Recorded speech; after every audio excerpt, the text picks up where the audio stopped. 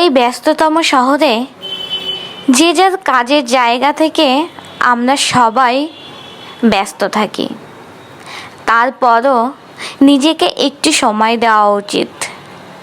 কারণ নিজের খুশি থাকাটা সবথেকে বড় প্রয়োজন। কারণ আপনি নিজে যদি সুখে না থাকতে পারেন, হ্যাপি না থাকতে পারেন, তাহলে আপনি কাউকে হ্যাপি রাখতেও পারবেন না।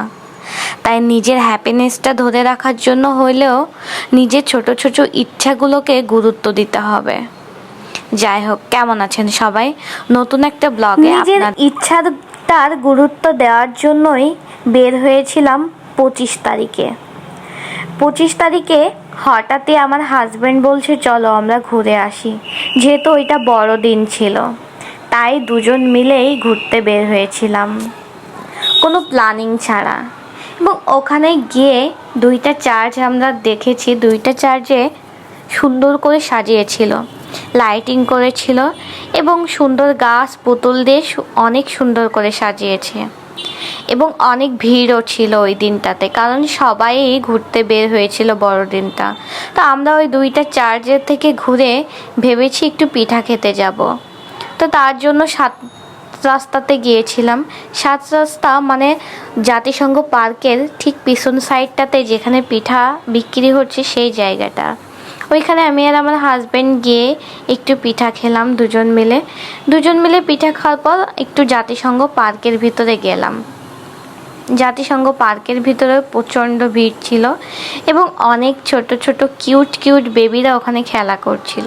সবথেকে মজার বিষয় হচ্ছে জাতিসংঘ পার্কের ভিতর বাচ্চাদের খেলার অনেক স্লিপার রয়েছে, আর ওই স্লিপারগুলো আমার বেশ ভালো লেগেছে।